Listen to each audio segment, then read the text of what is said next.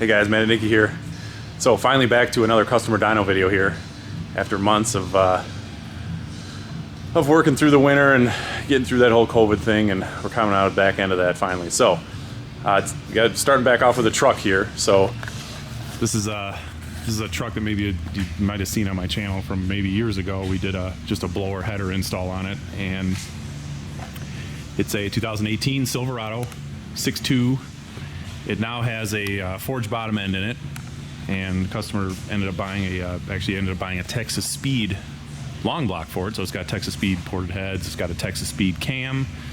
I think it's a pretty small cam. It's a blower cam. It's like a 218, 232, I believe, is the specs on it. I think the lift is low 600, 620. I have to look at the specs. It's got a Magnuson Radex 1900, so it's got kind of their older style supercharger that's offered for these trucks, for these DI trucks, the 14 to 18s. So it is the smaller blower. It has a set of Kooks headers on it, Kooks 1 7/8. We are doing some compromises on this thing. We didn't go full tilt on this truck. So as you can see, big compromise there is stock airbox. Nothing is offered as far as a cold air intake for the Magnusons. In the past, I've had to just custom make something. So in the past, I've used, like, you know, either take a piece of plastic and bend it and, you know, cut it up and form it and whatever, and you can make kind of a cold air box and make a 4-inch tube. Otherwise, I've used like a K&N box and then just made a 4-inch tube, just because the way this inlet on the supercharger is, you know, versus the stock throttle body sticks straight out. So like a off-the-shelf cold air intake's not going to work for an application like this. So Magnuson supplies this tube with their kit to the stock airbox, but you are running through a 3.5-inch. You know, the inside diameter of this is a 3.5 or 3.7, something like that. So it's not like what a Camaro or something like that would have, or a 4-inch, or even, you know, like a supercharged like a ZL1, you know, where we do a big gulp like a 5-inch. So that's definitely a compromise. And working this thing up on pump gas, I'm definitely seeing a restriction up top with that. You know, the boost is dropping, and but it is what it is. We're not after, you know, quarter-mile times with this thing. He just likes to go out and blast it around and have fun in it. So yeah, supercharger does have a bottom end in it. Small blower cam. That's all from Texas Speed. He bought it straight from them. Kooks headers. It does have a Borla exhaust system on it, so there is no catalytic converters on it. It's got a Borla Y pipe into the factory muffler. Factory style, you know, merges down to a single 3.5-inch with a Borla cap back on it. So 75 millimeter pulley, and a stock balancer is, I'm seeing 6 pounds dropping to 5 pounds by 6,500. So we're hardly running any boost on this thing, but to run more boost, to try to draw more out of this thing, I'd have to put a 4-inch intake on. There's just no point in trying to pulley this thing any further, because we're already dropping boost off. You know, ideally I'd like to see, you know, 8 pounds of boost on this thing, because this is a lower compression motor. We are running flex fuel on it, though. I do have a flex fuel kit on it. I do have an auxiliary pump, you know, frame rail mounted pump on it with a, you know, tapping into the tank. And so he did want to do flex fuel, so that kind of limits us. I should go back to LT4 injectors, LT4 high pressure fuel pump. So fuel system is upgraded a little bit to handle some flex fuel. We definitely could push this further. I think we could, usually on these setups with LT4 fueling, it does have a 32% fuel load. We can go, you know, on a car, we can usually make low 700s, maxing out an LT4 system, 720, 730 in a car. So this being a truck, it's a 4-wheel drive truck. We're dealing with these big wheels, knobby tires on the rollers. You know, 4-wheel drive, so we got a transfer case where we're running power through. I know when they're in 2-wheel drive, there's kind of just a straight through, but it is an extra parasitic draw on the drivetrain. So, and the big thing though is these tires. I mean, you know, big truck tires like this on a roller, you're just not going to be able to compare it to what a Camaro or a Corvette's going to see with a similar setup, just because of the rolling resistance is so much higher and something like that. So, just kind of walking around, kind of showing you guys the truck. And he's got a bunch of other exterior add-ons on it. So last night I worked up pump gas tune on it, and again, before you guys go saying, oh, that's hardly any power up for all that work, and you know, it is This truck before was making high 400s, but again, we're limited by the intake. The pulley, I can't really go any smaller on the blower pulley because we'll start to get into slip with that small pulley. I had to have to do something with the balancer, and he just doesn't want to go that far. We're kind of, you know, as far as how much money we've spent on this truck, we gotta factor that in. So making a cold air intake for it, doing a balancer, that's just kind of pushing stuff over the edge. It's just not needed at this point. So that's pump gas so far. That's 93 octane so far. So I just filled the tank up. This is, you know, running this thing down below a quarter tank as little fuel as I felt comfortable with when an auxiliary pump tapped into it. And I just filled it up. I just put 20 some gallons, 22, 23 gallons of E85 in it. So hopefully I'll get, you know, it's winter time. E85 here in Northern Illinois is like low 70, 72%. So hopefully I'll get it into the 60, 65%. But as long as I can get it into that 65, 70, near 70%, I can kind of extrapolate out to 80% ethanol for the summer. So we should be good on the tune-up. So I'm gonna get this thing warmed up. It's been sitting all night, and I'll do a couple pulls. It'll probably take me, 4 or 5 pulls to get the 85 dialed in where I want it timing-wise. I'm low 20s for timing right now just because the boost is so low on 93. 22 and a half is it. It might have made another 5 wheel if I threw another degree at it, but for the pump gas tune, I like being conservative on something like this, especially in a truck that's, it's a heavier vehicle and it's loaded a little harder when you're out beating around on it, especially because he beats around on it in the snow and is really loading it down. So little more conservative. E85, I can throw the kitchen sink at the timing a little more, especially on a low boost like this. We're hardly breathing on this motor. So I'll set the camera down and we'll get this thing dialed in and see what kind of power it makes on with some ethanol in the tank.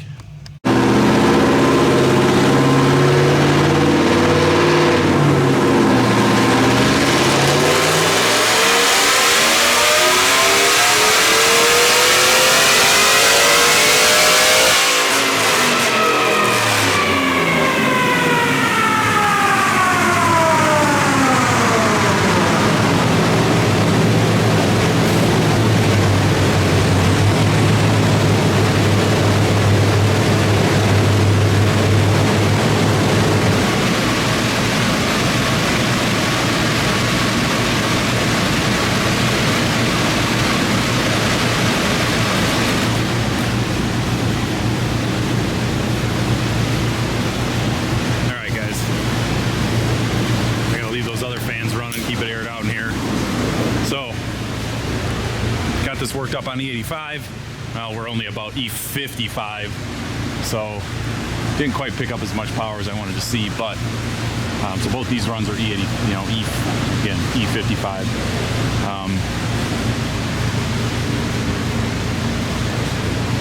So I picked about 20, not quite even 20 horsepower. So gains I'm seeing on this thing for E85 are similar to what you'd see on a normally aspirated vehicle. But because we are only running about 5 pounds of boost on this thing, and it's a 10-to-1 motor, that's about all we're going to see. As cylinder pressures increase, that's where your increase on the 85 versus 93 is. When you're pulling timing back, based on when you start being octane limited on boost pressures, when you get into the teens of boost and stuff on like a 10-to-1 motor like on a ZL1, that's where you're really going to see huge gains on the 85. But because the way this truck is set up and how we have it set up right now, we're just not going to see a whole lot of gain on the 85. So try to bring up, let's see here. Got to go back to yesterday. No, not that one. Yeah, that one was all right. Let me start over. Sorry. All right. There we are. And then there we are for E85. All right. So there's pumped E85. This little dip right here. These 8 speeds and the 10 speeds do it too. I didn't have, so for the dyno, I'll actually write a tune in the transmission for the dyno, and I forgot to shut the torque management off in the transmission. So what these do is even before you get to a shift point, the transmissions will, when you're running them on the dyno and you got all your ABS lights and everything on from running on the dyno, and everything's kind of wigged out from just rear wheel spinning.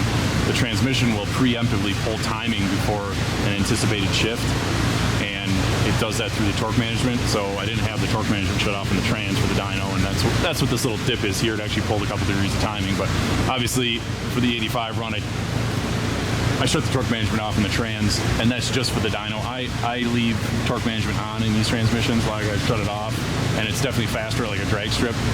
You know, a straight line race, the cars will go faster with the torque management off, but it greatly reduces the transmission life when you turn the torque management off, because the clutch to clutch, you're trying to apply a clutch at full power, and those clutch to clutch transmissions, like the 6, 8, and 10 speeds, just they don't last very long when you do that to them. So anyway, I'm getting sidetracked. So anyway, this is 2018 Silverado,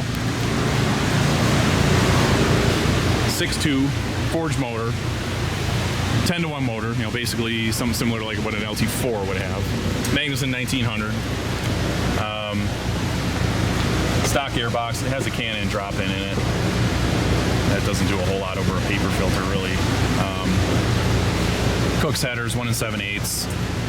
Kooks wide pipe to a Borla capac, so it definitely has some noise to it. Small cam. I think it's a 218, 232 Texas speed cam. Springs, bush rods. I put trunnions in it. Short block, the long block didn't come with trunnions. 75 millimeter upper pulley stock balancer. Again, 6 pounds of boost at 4,000 RPM, falling to 5 pounds of boost on the top end. Again, I think some of you guys like seeing data logs.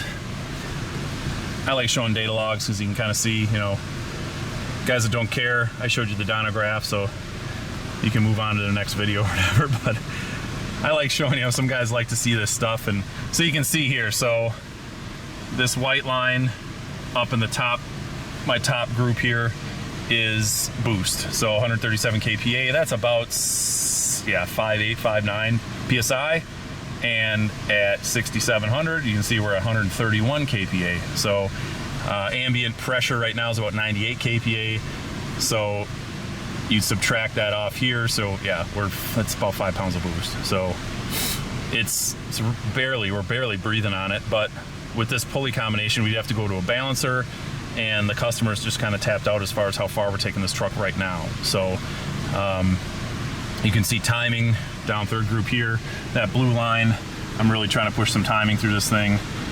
You know, I'm kind of ramping it in, especially towards the top where the boost starts to drop. That's why the timing kind of ramps up like that, because as the boost drops, your cylinder pressure drops, and you can add more lead on the spark. So that's where it made the most power, kind of ramping it in. Most of my tunes kind of ramp timing in. Air fuel, I had it a little bit richer where the boost was a little higher, but again, I leaned it out towards the top, just trying to get every last bit of power. These LT motors, especially on E85, and especially with this low boost, you're pretty much, you know, running normally aspirated air fuel ratios. So I'm, you know, mid 12s towards the top here. And again, that's where it liked it. That's where it wanted to make the most power. So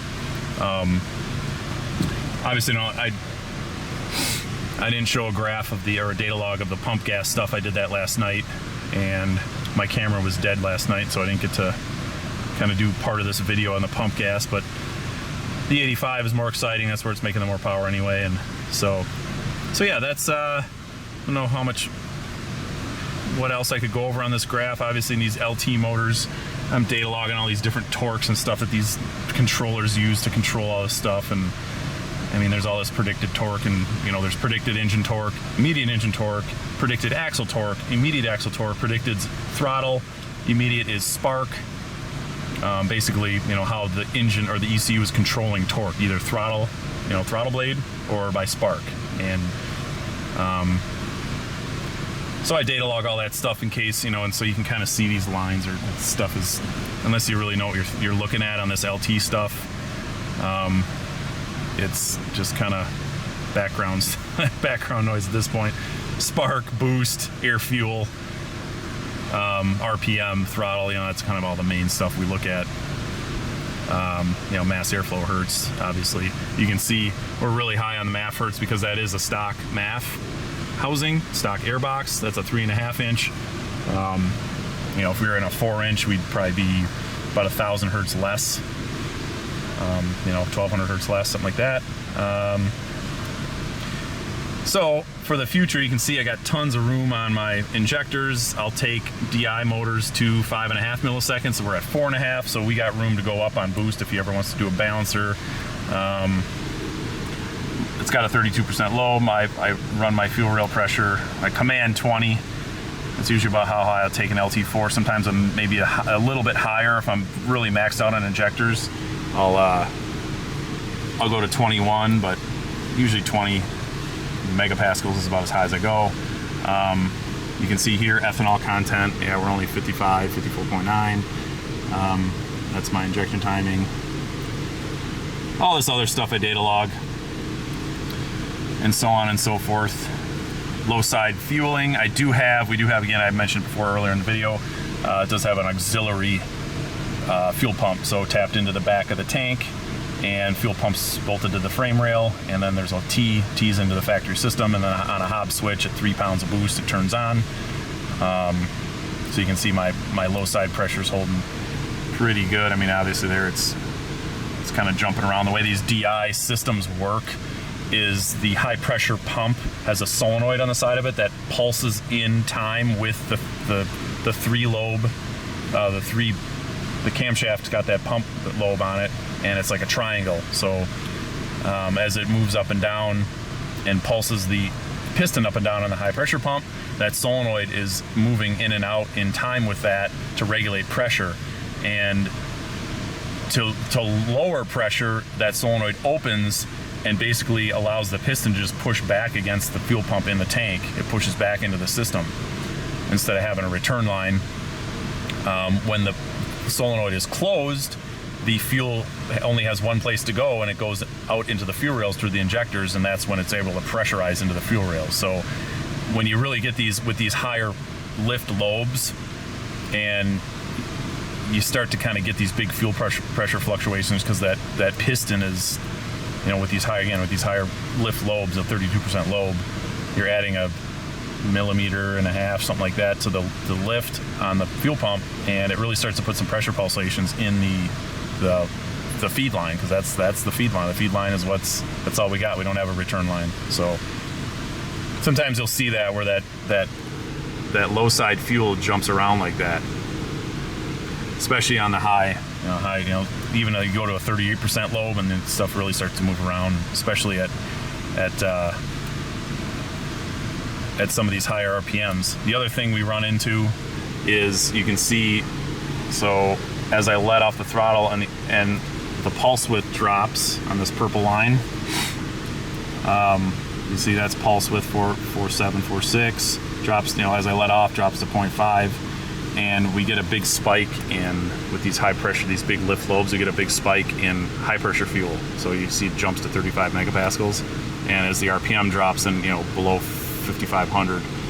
And we see that with like road race cars and stuff. When we build road race cars, we can't go with these big fuel lobes, because again, that solenoid controlling the fuel coming back to the tank through the pressure line, basically just pushing back into the, back into the fuel pump, the low side pump. I've seen as high as 40 megapascals, and you'll start breaking stuff, blowing lines, and 5,000 psi gets. So road race cars, we got to keep the lobes low. We got to keep them down. 32% is even pushing it for a road race car, because you picture,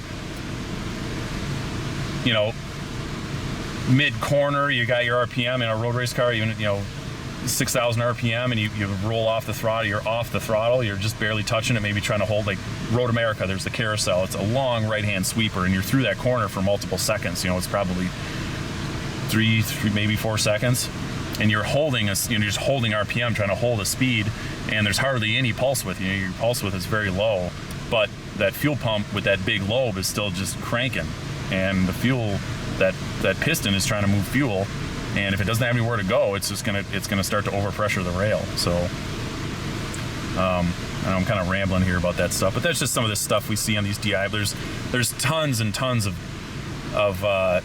stuff we've learned on these DI motors over the years, that all these little tricks that it's kind of a pain in the butt, but the motors make such good power that it's, you know, if you're willing to deal with all the little nuances you got to overcome with the DI systems, it's worth it. So anyway, that's the data log.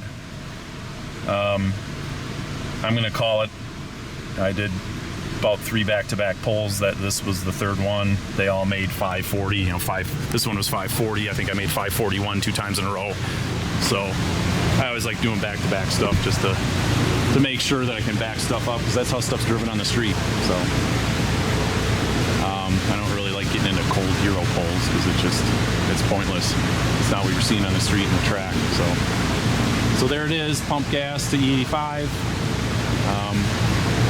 And maybe in a little while he'll bring it back. We can pull it up to, you know, I'd like to see 8 psi on this thing. I think we got enough room for fueling for 8 psi, and then I think we could get close to 600 wheel, which is where I wanted to see it. But at this pulley combination right now and that smaller intake, it is what it is. So this is still enough power for a street pickup truck. That's for sure. So anyway, that'll do it for this video. Thanks for watching, guys, and hopefully I'll get some more stuff up here on the dyno in the near future. See ya.